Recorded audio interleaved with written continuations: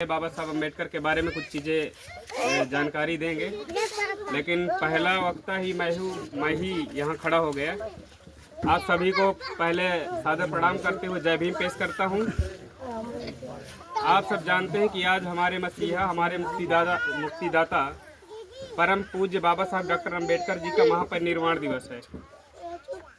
यानी कि बाबा साहब डॉक्टर अम्बेडकर आज के दिन इस दुनिया से रुखसत हुए थे, इस दुनिया से चले गए थे और ये डेट थी 6 दिसंबर 1956। बच्चों शांत रहिए। बाबा साहब डॉक्टर अम्बेडकर के बारे में आप लोगों को ज्ञात होगा कि बाबा साहब अम्बेडकर के पहले भी इस दुनिया में कोई संविधान था। वह संविधान ऐसा था कि ये जो वर्णवादी व्यवस्था थी, उस व्यवस्था में ये जो कौम है जिसको ब्राह्मण, क्षत्रिय, वैश्य, शूद्र, चौथे वर्ण में शूद्र आता है, उसी में हम लोग भी आप लोग भी आते हैं। इस समाज को पढ़ने लिखने का अधिकार नहीं था। पढ़ने लिखने का ही अधिकार नहीं, बल्कि इस मुल्क पर इस समाज को इतने निचले पायदान पर रखा गया था कि यह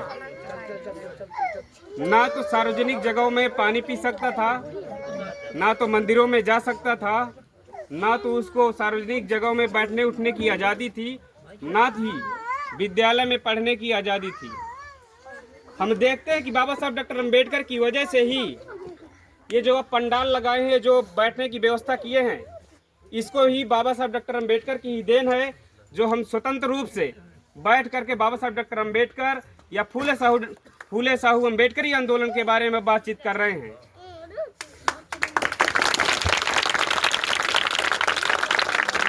बाबा साहब डॉक्टर अम्बेडकर का जन्म 14 अप्रैल 1891 महू इंदौर मध्य प्रदेश में हुआ था।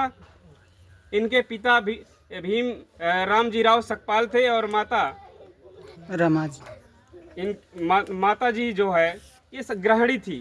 तो साथियों, जब बाबा साहब डॉक्टर अम्बेडकर का जन्म हुआ, उसके पहले बाबा साहब डॉक्टर अम्बेडकर के लगभग 6-7 भाई पैदा हुए, लेकिन कोई भी भाई इनका आगे नहीं बढ़ सका, पढ़ नहीं पाया, क्योंकि आप जानते हैं कि हमारे समाज में पैसे की अभाव में अभी भी हम लोग पढ़ लिख नहीं पाते हैं।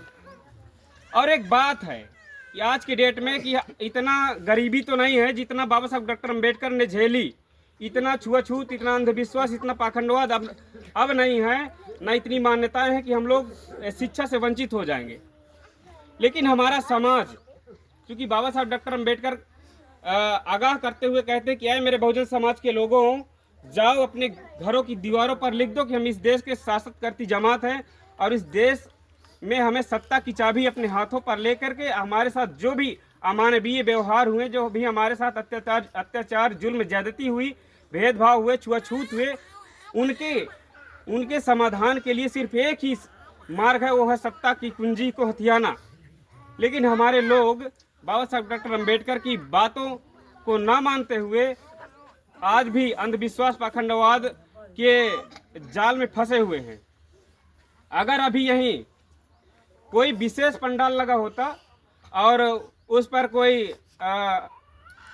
देवी देवताओं का आयोजन होता, तो हमारे जितने भी मोहल्ले के लोग हैं यहाँ पर आकर के एक बड़ा हुजूम तैयार हो गया होता और भी यहाँ सारी व्यवस्था हो गई होती।